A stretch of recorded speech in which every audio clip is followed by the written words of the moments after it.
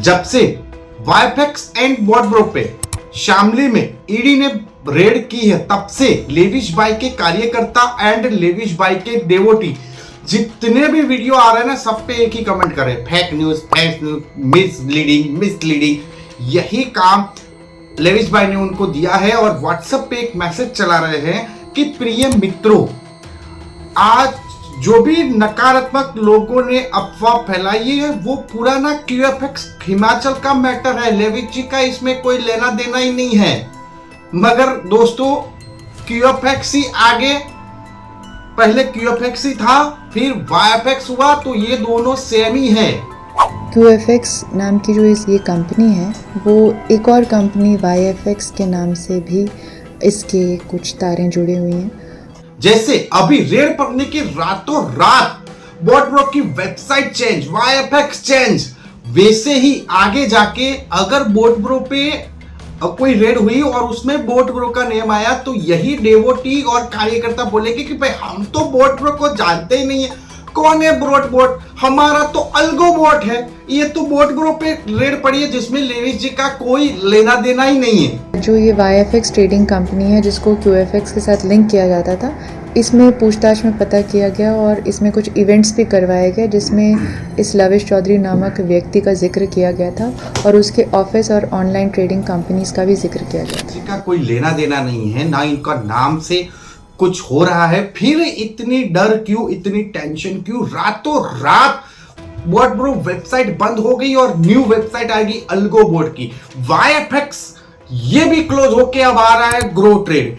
इतना आपका, जब कोई आपको बोलते हैं ब्रोकर, आपका इतना फेमस है, वाईएफएक्स आपका फेमस है, 18 देशों में आपकी ट्रेडिंग हो रही है, 18 देशों में लोग पैसे कमा रहे हैं, तो इतने फेमस ब्रोकर का नाम चेंज करने की क्या जरूरत पड़ गई? और अभी आप भी लेविश जी की तरह ये मत बोलना कि भाई हमारी कम्युनिटी बढ़ गई, इस वजह से हमने क्या किया, वेबसाइट का नाम चेंज किया। अब कौन ऐसा बंदा होता है जो कम्युनिटी बढ़ने से अपनी वेबसाइट का नाम चेंज करता है? आज तक आपने पूरी वेबसाइट की, जब से इंटरनेट वगैरह चल रहा है, पूरी हिस्ट्री में बताना कि कोई फेमस हुई वेबसाइट, उसने क्या किया, अपना नाम चेंज किया।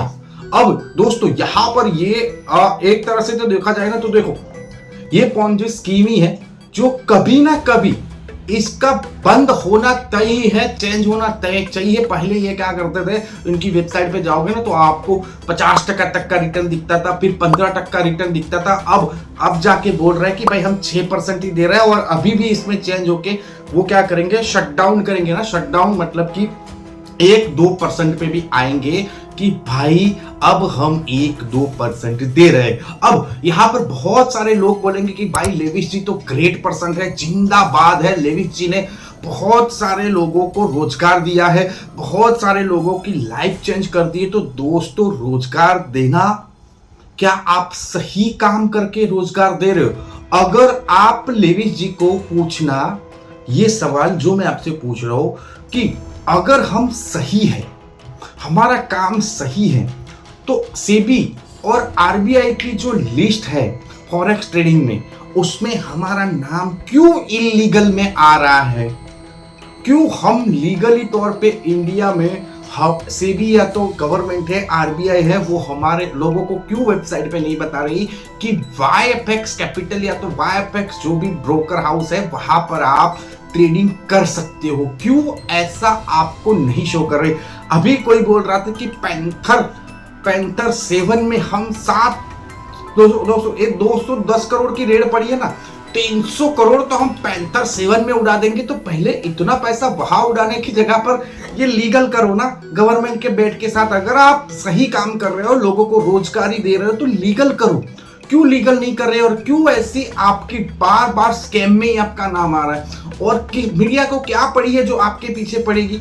अगर आप कुछ गलत कर रहे हो तभी आपके साथ पड़ी। अब बहुत सारे लोग बोल रहे हैं कि मेरे को पैसा आ रहा है, मेरी टीम को पैसा आ रहा है, तो 20 महीने तक तो वो पैसा आपका ही दे रहा है। बहुत सारे ऐसे लोग भी हैं जिनकी आइडिया भी क्लोज हुई है, उनको पैसा नहीं आ रहा। बहुत सारे लोग हैं। ये 100% स्कैम है। अभी भी अगर आप बचना चाहो इससे तो क्या करो, आप आपका कैपिटल ये जहां पर भी जो भी इन्वेस्ट किया है आपका या आपकी टीम का, तो देखो दोस्तों, लालच में मत आओ, बुरी बला है लालच। निकाल लो पैसा और सेफ हो जाओ। लेविश जी तो दुबई बैठे हैं और इंडिया और दुबई की यूए की ट्रीटी है, जिसमें अगर इंडियन गवर्नमेंट या तो इंडियन एजेंसी लेविश भाई को भी इंडिया लाना चाहे ना, तो बहुत ही आसानी से लेविश भाई दुबई में है, अगर वहां से न भागे कहीं ऐसी जगह पर गए जहां पर इंडिया की ट्रीटी नहीं है तो बात अलग है। दुबई से 100% गवर्नमेंट ला सकती है। कुछ हुआ, गवर्नमेंट ने आगे डिसीजन लिया और जैसे सहारा बंद हो गई, सहारा क्लोज हो गई, सहारा पे एक्शन किया गवर्नमेंट ने, वैसे ऐसे इस पे एक्शन करके बंद कर दी। फिर आपके पैसों का क्या होगा? सोचो इस बात को। अगर गवर्नमेंट यहां तक पहुंची है, ईडी यहां तक पहुंची है, तो आप कितने भी नाम चेंज कर लो, कितना भी चेंज कर लो, ईडी पहुंची जाएगी।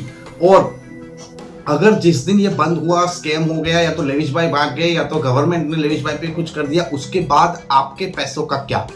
आपका पैसा दोस्तों पहले सेव करो, आपकी टीम का पैसा सेव करो। उसके बाद अगर आपको लगता है कि भाई हम तो करेंगे, तो अगर आप मानते हो कि लेविश भाई आपके भगवान है, गॉड है, तो सब कुछ बेच डालो।